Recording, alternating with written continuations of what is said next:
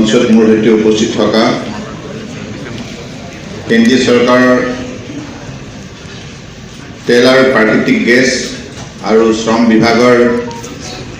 মাননীয় সতীৰ্থ মন্ত্ৰী শ্ৰদ্ধেয় ৰামেশ্বৰ তেলী ডাঙৰীয়া, ভাৰতীয় জনতা পাৰ্টি ৰাষ্ট্ৰীয় সমিতিৰ সন্মানীয় উপসভাপতি তথা সাংসদ আৰু অসম প্ৰদেশৰ প্ৰভাৰী শ্ৰদ্ধেয় বৈজয়ন্ত জয় পাণ্ডা ডাঙৰীয়া,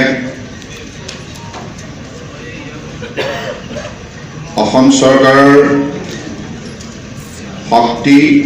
ক্ৰীড়া আৰু পৰ্যটন সাংস্কৃতিক বিভাগৰ মন্ত্ৰী, অসম অলিম্পিক সংস্থাৰ উপসভাপতি বিমল বৰা ডাঙৰীয়া, লগতে ৰাজ্যসভাৰ সন্মানীয় সাংসদ, ইণ্ডিয়ান অলিম্পিক এছ'চিয়েশ্যনৰ মাননীয় সভাপতি শ্ৰদ্ধেয় ভুৱনেশ্বৰ কলিতা ডাঙৰীয়া, ক্ৰীড়া জগতৰ উজ্জ্বল নক্ষত্ৰ অৰ্জুন ভোগেশ্বৰ বৰুৱা ডাঙৰীয়া, অৰ্জুন মনালিছা বৰুৱা মেহতা ডাঙৰীয়ানী, ভাৰতীয় জনতা পাৰ্টিৰ ৰাষ্ট্ৰীয় সমিতিৰ জ্যেষ্ঠ নেতা তথা অসম প্ৰদেশৰ সহপ্ৰভাৰী শ্ৰদ্ধেয় প্ৰবণ শৰ্মা ডাঙৰীয়া, অলিম্পিক সংস্থাৰ অন্যতম উপসভাপতি ঋতুপৰ্ণ শৰ্মা ডাঙৰীয়াৰ লগতে অসম অলিম্পিক সংস্থাৰ পৰম শ্ৰদ্ধাৰ বিষয়ববীয়া আৰু সদস্যসকল আৰু বিভিন্ন জিলা ক্ৰীড়া সংস্থাৰ পৰম শ্ৰদ্ধাৰ বিষয়ববীয়াসকল, ক্ৰীড়া জগতৰ অনুৰাগীসকল,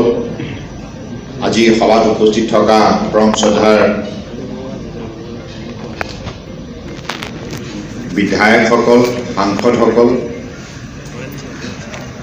আৰু উপস্থিত ৰাইজ আৰু সাংবাদিক বন্ধুসকল, জয় জয়তী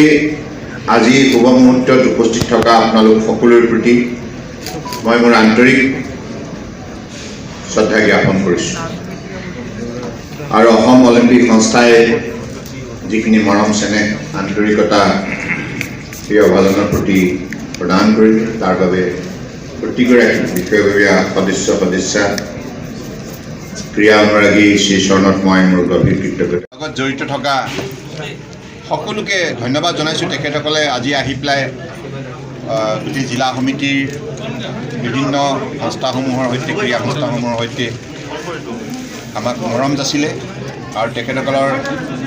মৰম চেনেহৰ বাবে মই তেখেতসকলক ধন্যবাদ জনাইছোঁ আৰু অসমৰ ৰাইজৰ আশীৰ্বাদ বিচাৰিছোঁ যাতে ভৱিষ্যতৰ দিনত মাননীয় প্ৰধানমন্ত্ৰী ডাঙৰীয়াই যি আস্থা আৰু বিশ্বাসেৰে আমাক দায়িত্ব দিছে কেন্দ্ৰীয় চৰকাৰ, সেই দায়িত্ববিলাক যাতে আমি নিষ্ঠাৰে আৰু সততাৰে পালন কৰি যাব পাৰোঁ তাৰ কাৰণে অসমৰ ৰাইজৰ আমি আশীৰ্বাদ বিচাৰিছোঁ। আৰু বিশেষকৈ বৰ্তমান সময়ত অসম চৰকাৰখনে